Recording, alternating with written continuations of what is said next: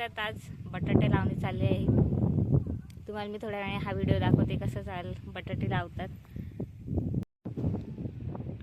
हे आमचे शेत आहे। मी थोडी लेट झाली यायला, एवढे आमचे बटाटे लावून झालेले आहेत।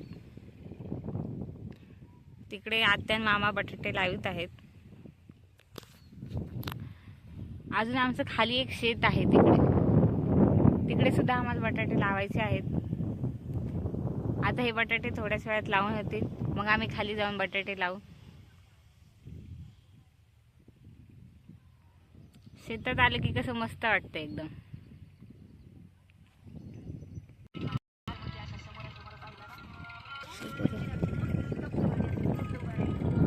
आमच्या इकडे बटाटे हे खूप प्रमाणात लावले जातात। आता सगळ्यांची ही बटाटा लागवड चालू आहे। तुम्हाला मी थोडे जवळ जाऊन दाखवते कसे लावले जातात ते। ट्रॅक्टर पाठीमागे आत्या बसले आहेत, ते त्या बोळात एक एक बटाटा सोडित आहे। मुख्यमंत्री साहेब असे पुढे आले आणि दोन्ही हात खांद्याला लावले। रामभाऊ, अरे रामभाऊ मी आलोय, मला बोलणार नाहीस तू रामभाऊ? ढोरासारखा हंबडला साहेबाच्या गळ्याला आपण करू। आणि महाराष्ट्राचे गरीब रामभाऊच्या गळ्यात पाहून बसडाच्या रडत रामभाऊच्या डोळ्यातल्या साहेबाच्या पोटवरती पडून असा फोटोला आणि साहेबाच्या डोळ्यातल्या अशी खाली पडून रामभाऊच्या अंगावरचा रुमाल ठेवला गेला। हा सगळी जनता आवाज हे बटाटा लावण्याचं मशीन आहे। त्या होलमध्ये एक एक बटाटा टाकीत जायचा, जेणेकरून हा बटाटा त्या होलमधून खाली पडतो आणि हा सिरिंजमध्ये गाडला जातो। अशी असते बटाटा लावण्याची मशीन। सगळेजण अशाच मशीनमध्ये बटाटा लावतात।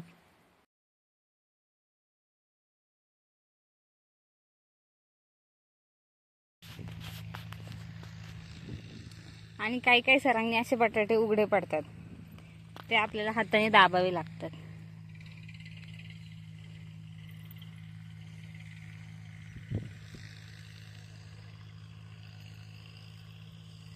अजून सुद्धा इथे पुढे खूप काही बटाटे असे असे उघडे पडतात, त्याच्या आपल्याला पुन्हा हाताने ही माती ढकलावी लागते।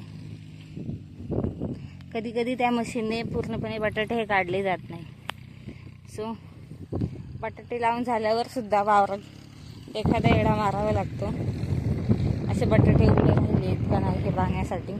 जर उघडे राहिले असे तर ते आपल्याला पुन्हा काढावे लागतात। दिसतच असेल तुम्हाला इथे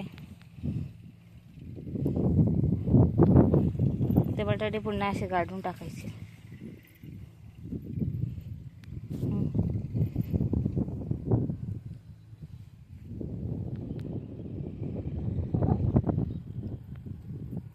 आता झाले आमचे बटाटे लावून, थोडेच आहे। एवढे झाले की आम्ही मग खाली जाणार आहोत, खालच्या शेतात बटाटे लावण्यासाठी। एकदम स्लो ट्रॅक्टर चालतं बटाटे लावताना, ते बटाटे व्यवस्थित गाडले गेले पाहिजे। तुम्हाला आमची विहीर दाखवते।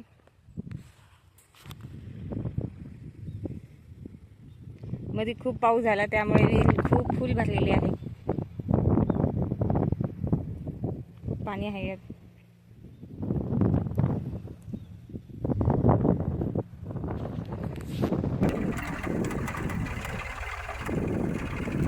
इथे मी आणि माझी सासूबाई आम्ही दोघी बसून इथे बटाटे लावित आहोत।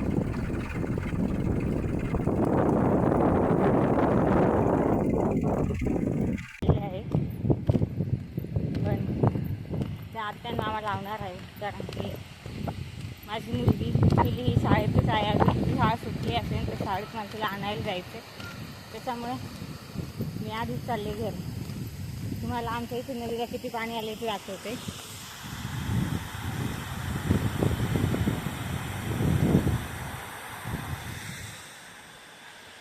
पाहू शकता तुम्ही, नदी ही फुल भरून चाललेली आहे। आमच्या इकडे सगळ्यांचेच इथे बटाटे लावणी, पावटा वगैरे पेरणी चालू आहे। एका इथे सुद्धा कुणीतरी बटाटा लावित आहेत।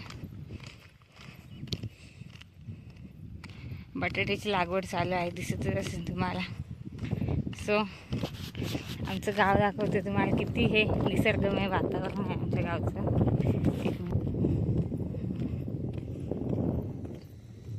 पाहू शकता तुम्ही किती छान असं वातावरण असतं गावाला.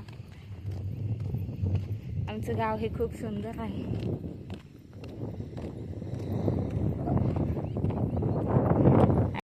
हे जे तुम्हाला दिसते काही काही वावरे हे नांगरलेली आहेत, हे सरपटून याच्यात वाटाणा लावलेला आहे. हे जो म्हणतात त्याला चर म्हणतात, कारण की आमच्या इकडे आमच्या भागामध्ये पाऊस जास्त होतो, त्यामुळे पाणी जाण्यासाठी असे चर काढलेले असतात. सगळ्याच वावरामध्ये असे चर काढलेले आहेत.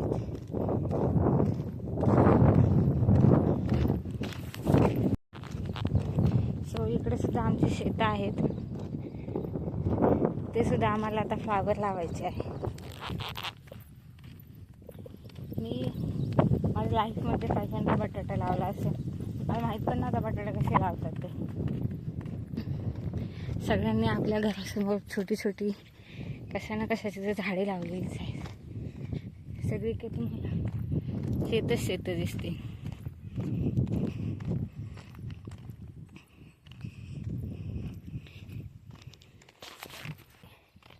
आमची गाय भाग अशी आवाज देते. आज एकटीच होती ना घर, त्याच्यामुळे. चला तिला शिवाय शाळेतून घेऊन येते.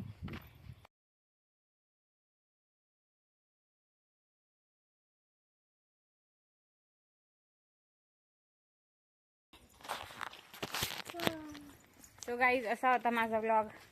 तुम्हाला कसा वाटला ते कमेंटमध्ये नक्की सांगा. माझ्या चॅनलला सबस्क्राईब नक्की करा. Bye bye man. Bye bye. Thank you guys. Bye bye.